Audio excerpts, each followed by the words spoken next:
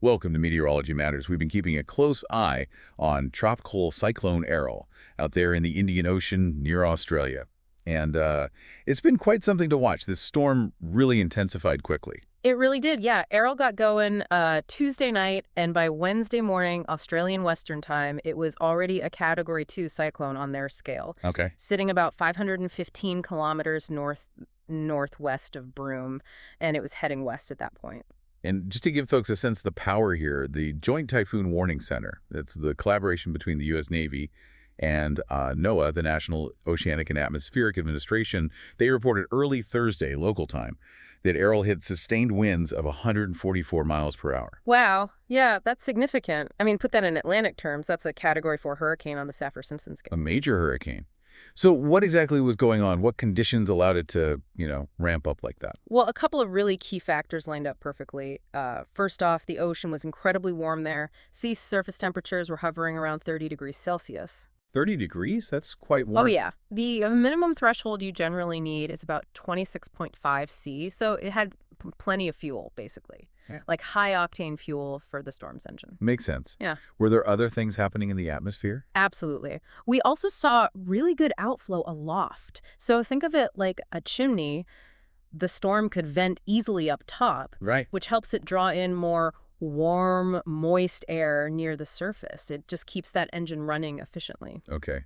And I remember seeing something about the storm's size potentially playing a role. Is that right? That's an interesting aspect, yeah. Sometimes these relatively smaller tropical cyclones, when they hit those perfect conditions, they can spin up remarkably fast. It's almost like all that energy gets focused into a tighter area, allowing for quicker intensification. And looking at the satellite imagery, it seemed like it got organized pretty quickly, too. It did. By Wednesday morning, it looked very well-defined. Seeing that clear, symmetrical eye develop, that's often a sign of a really strong storm that isn't facing much resistance, like wind shear. Yeah. The Joint Typhoon Warning Center actually called it an impressive look on the infrared satellite pictures.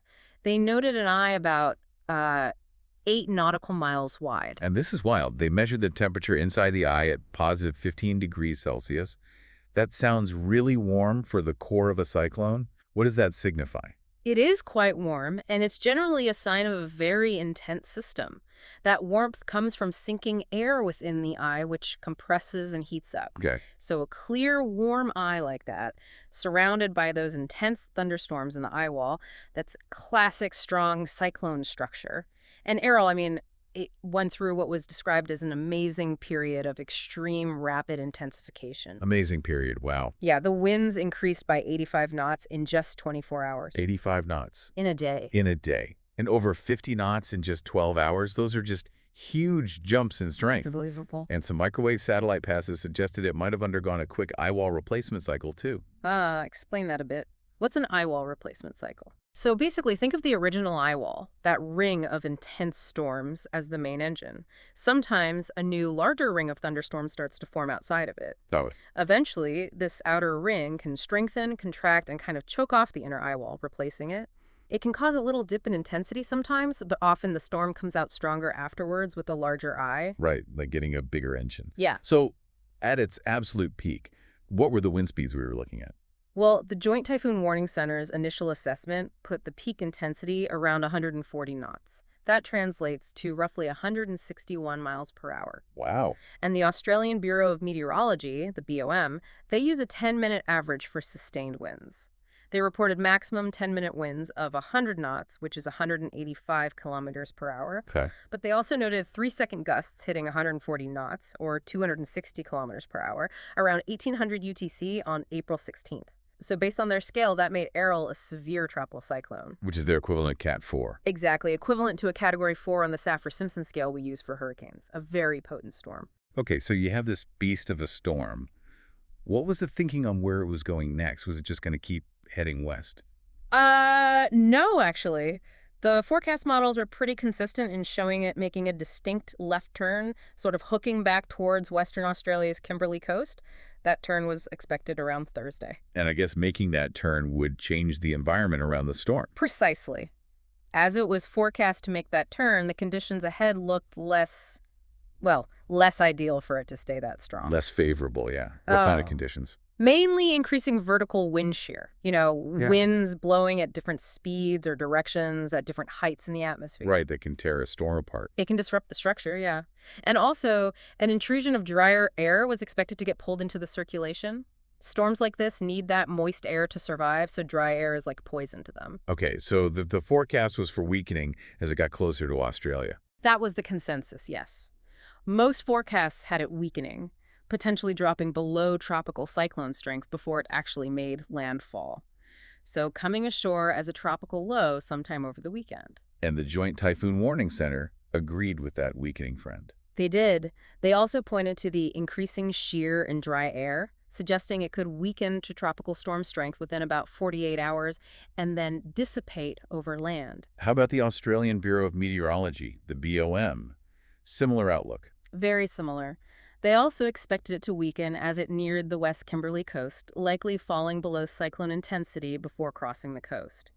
Their specific forecast mentioned landfall as a tropical low, maybe near Cape Levesque or Cockatoo Island on Saturday morning. Now, it's important to remember, even if it weakens to a tropical low, that doesn't mean the danger is over.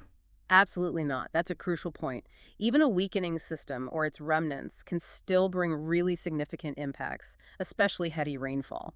So what were the main concerns for the Kimberley region? The remnants of Errol were expected to deliver a pretty good burst of heavy rain across parts of the Kimberley, starting Friday and going into the weekend. And that rain could spread quite far inland, too. And winds.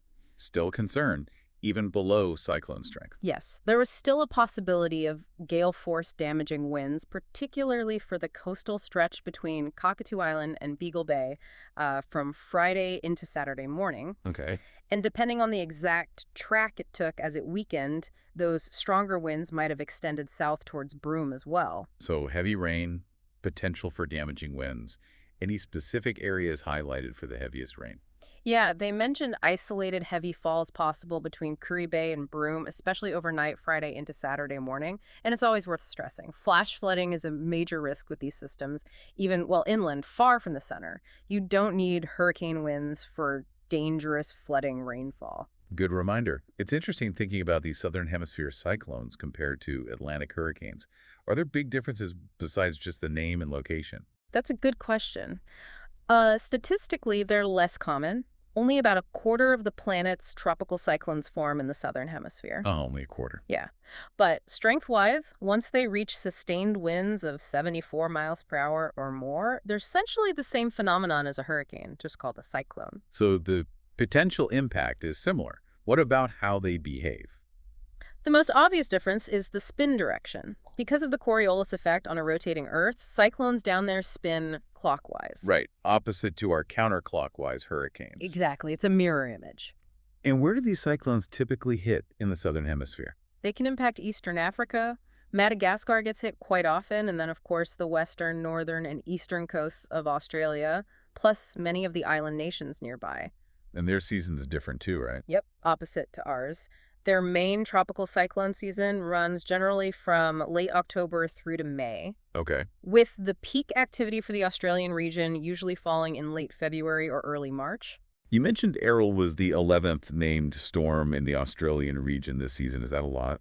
It actually is, yeah. It makes this the most active season they've had in 6 years. Wow, since 2019. That's right. When forecasters are tracking these things, trying to figure out intensity and path, where does all the information come from? It seems like a massive undertaking.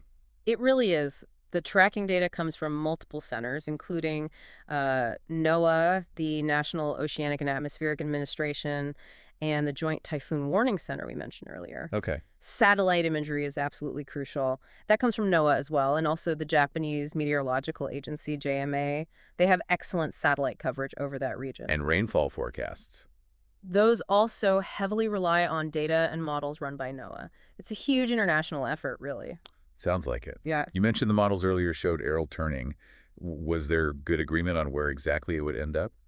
Initially on the westward track and the turn, there was pretty good agreement among the different computer models. Right. But as the forecast went further out in time, looking towards landfall, there started to be a bit more spread, a bit more divergence in the models about the exact location and timing. Which just shows how tricky forecasting these things can be, right? Absolutely. It really highlights the complexity. Predicting the precise path days in advance is still one of the biggest challenges in meteorology.